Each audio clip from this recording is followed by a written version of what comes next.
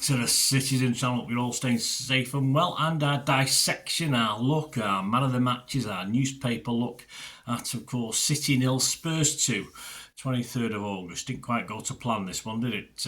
Match day 2, yeah, early days, but important nonetheless in judging what's ahead for our wonderful Super Blues, or not so Super Blues at the moment. So we'll have a look at the match, and we'll have a look at a few comments on what happened, what might happen, what's coming up, etc. The headline I used was that we came out of Wolves last week, of course, singing City are back. Headline this week simply reads, City are not back. No, well, unless you say it's the old City of the start of last season, or let's say, I think we started well, didn't we? From about November onwards, was it? We were pretty poor. Anyway, please, guys, if you like the content, smash that like button. That's wonderful. I love doing these vlogs, of course. I do. It's love getting lots of hundreds and thousands of views, but it's always nice to get a like, guys. So if you can do that for me, thank you very much. Right, the starting 11, yes, I did say to Pep, or put Pep's head on and say play the same 11 that played against Wolves, which meant I had Bernardo and Doku in my team. And of course, Shirky and Marmoush took their places.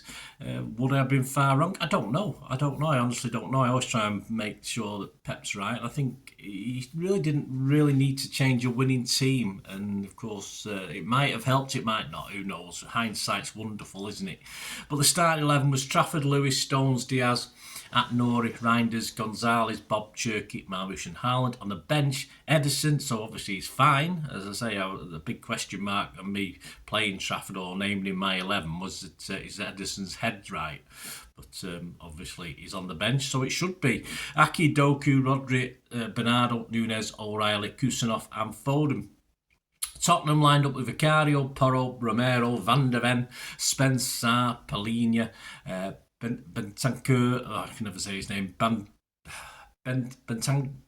I know you don't pronounce, my apologies, Bentancur, Kudus, Richarlison and Johnson. Referee, of course, was Mr. Peter Bonks, is pretty useless, or not useful, no, that's the wrong word, totally, isn't it? Useless, as most referees. He lets things go that he shouldn't do, and pulls up the things that it should be, and obviously misses things as well. Simple as that.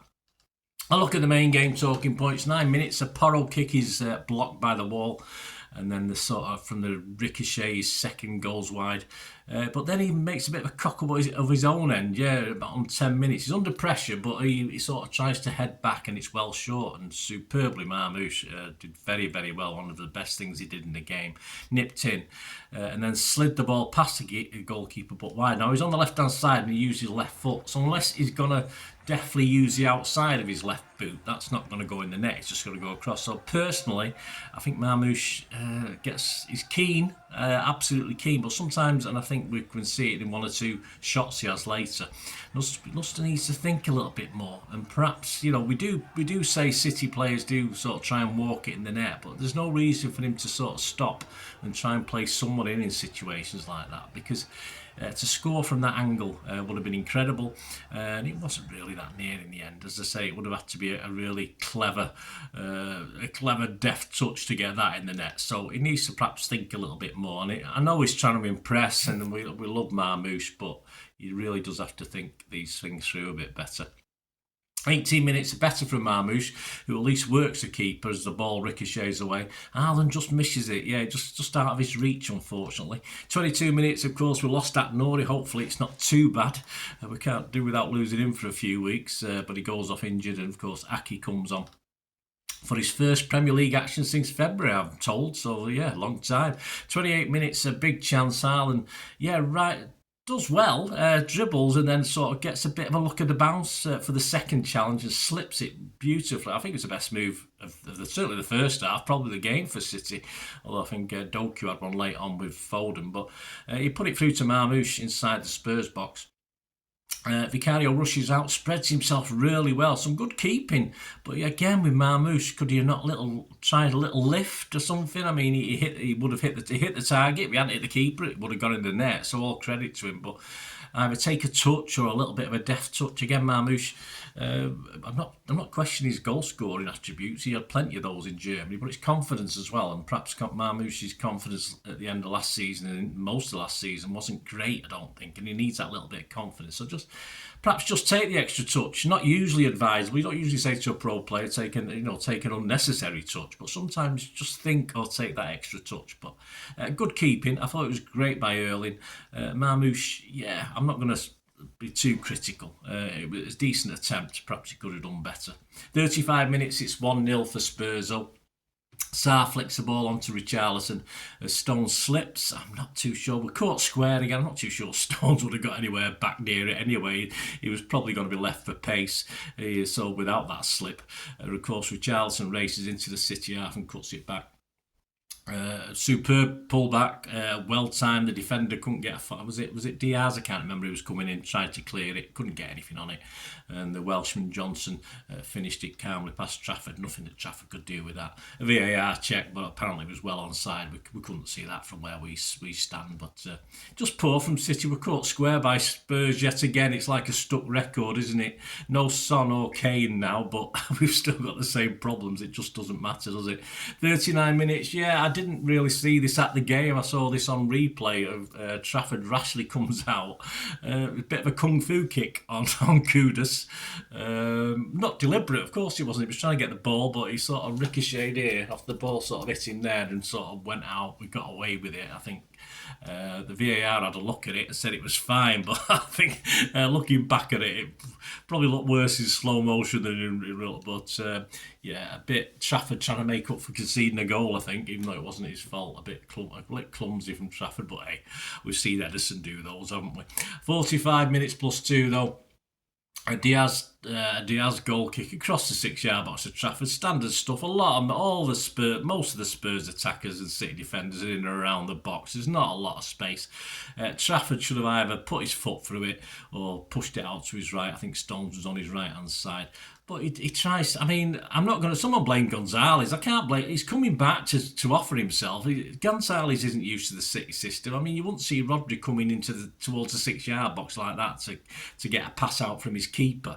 So I'm not going to blame Gonzalez at all. He's not used to it. But Trafford needed a little bit more calmness. It wasn't the greatest ball, and of course, he never got control of it. Gonzalez, Richarlison plunged on it. Trafford did well to make a block actually, but of course it fell to Polina, even though there was 3 or 4 City players in and around and him as well. He managed to squeeze it. I think it took a deflection into the goal, but I'm not blaming anyone else really for that goal. Perhaps Diaz might have done something a little bit different with the initial kick, but I've got to blame Trafford. Trafford 100%. I mean, one of the papers was unkind in the headlines, but I'll tell you about that later. Yeah, again, Trafford dropped in it, and he's not Edison. Simple as that. So he shouldn't be expected to play like Edison, but we'll talk about that later on as well. I want to sum up my little thoughts. 45 plus 7 minutes. Yeah, chance to get one back. Haaland jumps to meet across. Only about 6 yards out. And he seems to sort of position himself and sort of get it right. So it wasn't too high, but of course in trying to direct it, it was misdirected and flies over. It did look a little bit as though it didn't hit it quite, or he didn't meet it quite correctly, and he didn't get enough on it. But I think it was a half chance for me. I'm not going to blast him for it. I think it was a half chance. Unfortunate not to go in. So it's 2-0 at half time. We look void of ideas really. We have queried the ability of, now with no KDB, who's gonna pull the strings. Shirky, of course, was a shadow of what we saw or I've seen in the US and in 20 minutes or so at Wolves. Reinders again looked pretty clueless, and he and Shirky looked pretty clueless at times. And let's face it, Thomas Frank's Spurs are the new Brentford. He plays the Brentford way, and it was successful, and he's got better players to play it with now. So that is a bit ominous. We've got a shocking record against him. To be 2-0 down isn't a disaster. I did predict a 4-2 City win, so I was still hopeful. But yeah, credit to Thomas Frank and Spurs. Played very, very well yesterday. I'm not going to disparage them at all. They did very, very well.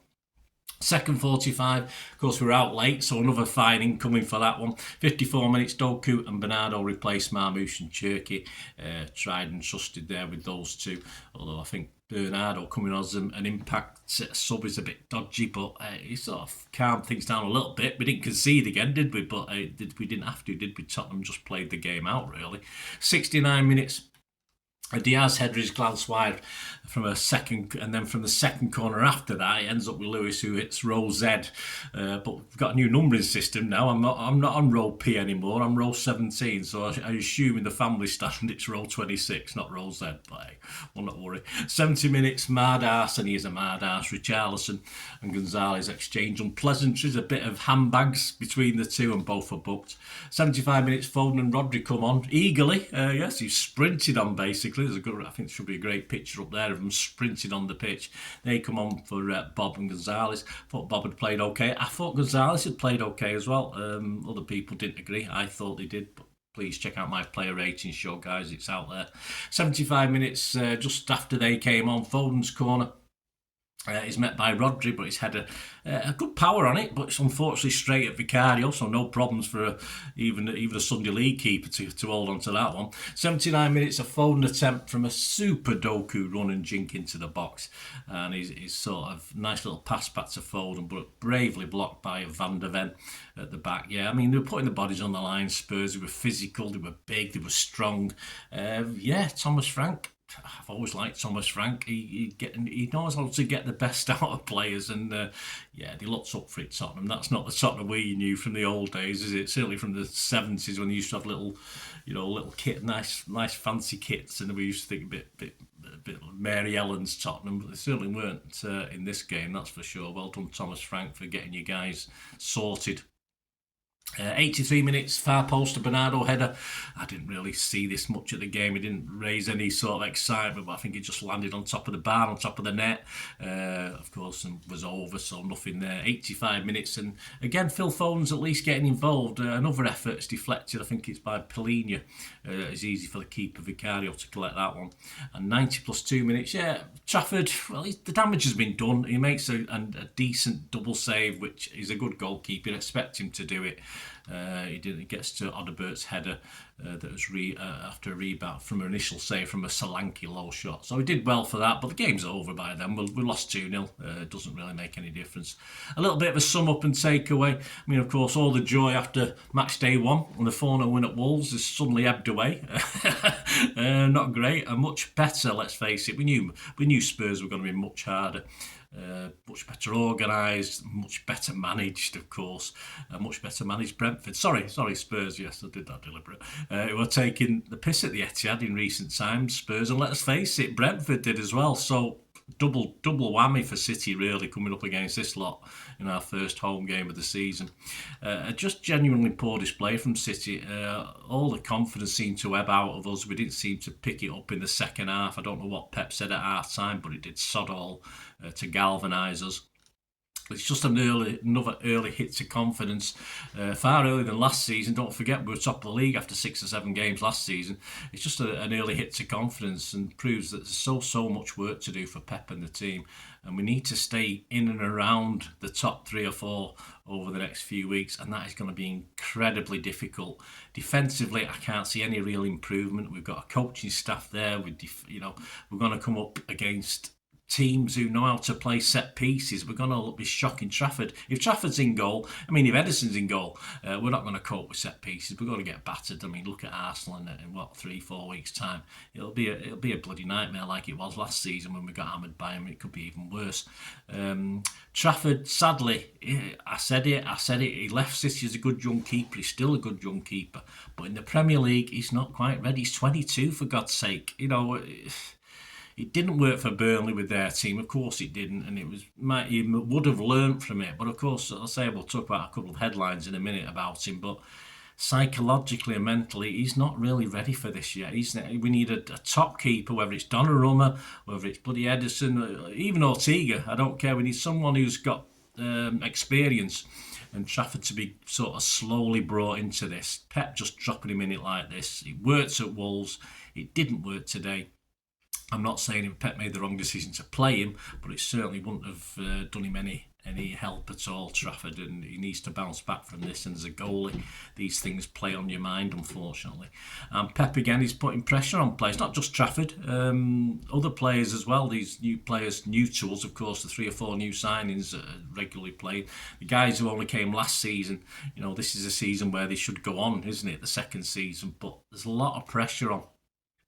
And sometimes I think Pep puts too much pressure on. I mean, I'm sure Trafford knows he's not. If he starts welling up the pitch, he'll just get. Pep will just have a fit. So, but Trafford isn't Edison Pep. So you have to change tactics to allow it. Is Pep so dyed in the wool he can't change the tactics? He can't change things to adapt. That's the problem. I mean, Trafford should have gone long a few more times yesterday at certain stages. We just pulled trouble onto ourselves, and we looked like we did the first season of Pep, where we just weren't confident at the back. And that from being one of the most confident teams in the world at playing out from the back, all of a sudden we've become poor to average. I mean, even poor most, and certainly poor yesterday under the press. And there's going to be teams far better than Tottenham at pressing us as well. Anyway, yes, so much pressure on our new guys, the new faces. Pep is a hard taskmaster, but something needs to change. He needs to adapt, and he's not. I can't see him doing that at the moment. He's going on about, he might be here for 4 years now, but that's great. That's fantastic. But we've got to see progression. This wasn't great yesterday. Early days, of course it is, but it was early days for Tottenham as well. But Thomas Franks has quickly got a team that's not his team and started to organise it in his way. Pep has his teams to organise in his way. Unfortunately, perhaps he's not got the players to do that at the moment. Anyway, answers on a postcard, guys, or in the comments below on that one. Pep did say after the game, I know how we are working and what the players are doing, many good things, but we have to improve. Step by step, we will improve and make more connections. I'm sure we will. The stats, City, 10 shots, 4 on target. Yeah, the best team won. Spurs, 12 shots, 5 on target. Though we had 61% possession, 503 passes to 324. I think this stat tells it all, really. City are used to getting 91, 92, 93% pass accuracy. It was 86% yesterday. I think stats can tell lies, but I think that tells a lot of truth in what happened yesterday. Spurs was only 77%. For a top team, that is poor. A Spurs a top team? Well, they're better than us on this evidence, but you have to say Spurs, I still predict probably 5th, 6th, 7th spot. I don't think a top 4 spot for Spurs.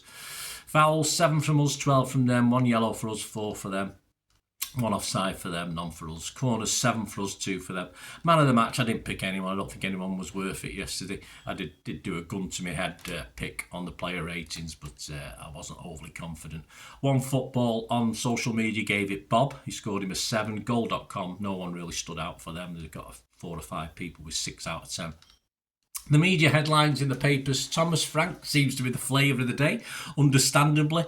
The Mail on Sunday, Riyadh Al-Samurai said, Spurs' relentless assault was impressive, Frank's choreography perfect, and it savagely exposed City's rapidly fading aura. Well, that's it. No one's scared of us now. No one's scared of coming to the Etihad. I mean, United haven't been for years, and it's worked for them, even when we were good. So, yeah, I agree with Riyadh. Absolutely, we don't have an aura now. It's gone. We're just an average Premier League team, sadly. So Pep and the team have to do much better. Jack Gorn said, Calamity James leaves, City falling short. I mean, that's the sort of headline we don't need. I think it's the sort of thing Jack Gorn or his ilk would have put out about poor David James back in the day, who I thought was a pretty decent keeper, but used to get really battered by the press for any slight error. I always remember, I tell the story, I always remember him playing against us for Liverpool, and he must have come for about 20 crosses. And the first 19 he plucked out of the air, commanded his box superbly.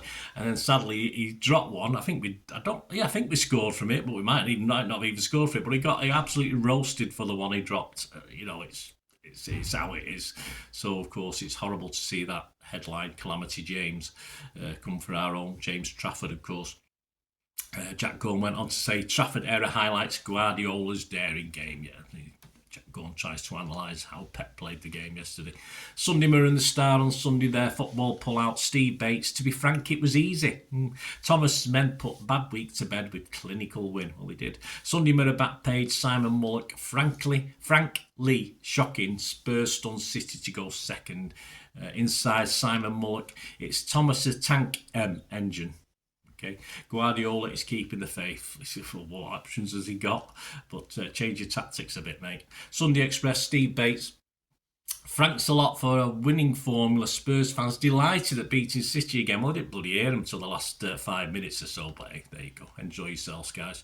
Our local paper, the Manchester Evening News, back page, curses. Blues are sent tottering again. Inside Sam Bukowski's headline, it's the same old story. The Spurs curse strikes again. Yes, same old City. Never mind. Printed media, man of the matches, Steve Bates gave it Marmouche. Interesting one with a 7. Riyad Al-Samurai gave it Reinders with a 7. Simon Bukowski, there was no one outstanding for him. There's, I think, 4 players got a 6.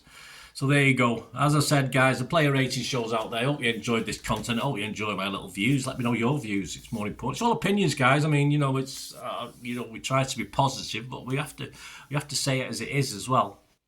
And I'm sure Pep knows how it is, and he did for most of last season. But he got to do things to change. Last year, he pulled 3 or 4 new players out of the bag, didn't he, to sort of change things a little.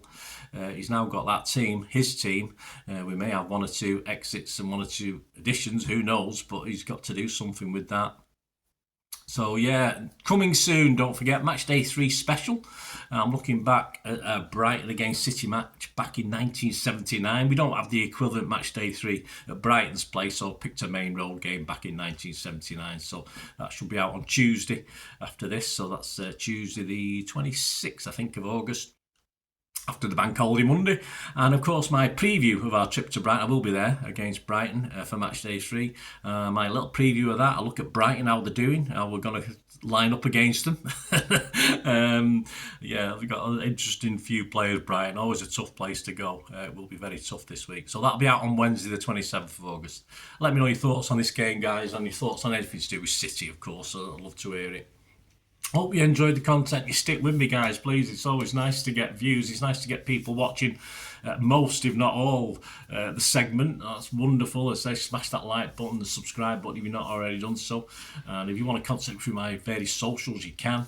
And yeah, if you just want to support the channel, as I said, it's fantastic. I love doing these, but it's nice to get a little bit of support from you all out there for watching this. If you enjoyed the content, if you can help and support me in any way you can, it's not always financial. There are other ways of supporting me. Yeah, that'd be great. And all you have to do to find out how is keep just watching and listening for another 90 seconds or so. Thanks, Blues. Thanks for that, guys. Hope you enjoyed the feature anyway. And please, if you can, give us a thumbs up, give us a like. That'd be wonderful. And if you're not already a subscriber, it'd be great if you could subscribe. It's absolutely free. Also, check out all my social media links. Will be in the description and comments below if you want to follow me on TikTok, Instagram, X, Facebook. We can chat on there and do all things City, of course. Also, if you're into film and TV, don't forget a lot of this channel is film and TV stuff. I love me film and TV like I do City. So if you're into that, have a look. Or if you know someone who might not be that bothered about the football but likes film and TV, give them a kick in my direction. I'll be very grateful. And special thanks as ever to supporters of the channel. Piat6505, they've got a little eBay shop selling film and TV memorabilia mainly, including books, magazines, posters, lots of posters, and they do have some City stuff as well that they've purloined off me over time, so there'll be a few bits and pieces, probably more going on as well. So have a look at Piat6505 on eBay. And yes, if you do go onto eBay, and if you're a member, we do have memberships, 99p a month. You get early access to all my vlogs, so as soon as I do them, you get them. Sometimes it could be months before they're published generally, so a lot of the history stuff, so you have access. The membership gives you access to that. It gives you 10% extra off at Piat6505 if you want to buy any of that memorabilia. That's all that you can actually gain that from being a member. And support the channel. That's a great way of supporting the channel, of course, like watching the ads on the original thing that you've seen now, my original feature. That'd be fantastic. So yeah, also before we go, podcasts. If you like your podcasts, I do a podcast with Mike Long in South Korea. It's called Bolt from the Blue in our 8th season. Yeah, we've had some good fun on there. We're trying to have a bit of humour, generally look at City's games as and when we play them, have a look back. So please check out that. It's on Soundcloud, Spotify, all good places you get your podcasts from. There you go, guys. Thanks for watching. Hope you enjoyed everything about this feature, and you didn't mind me asking you about this at the end. And please, all I ever ask for you is to stay safe, everyone, especially you Blues.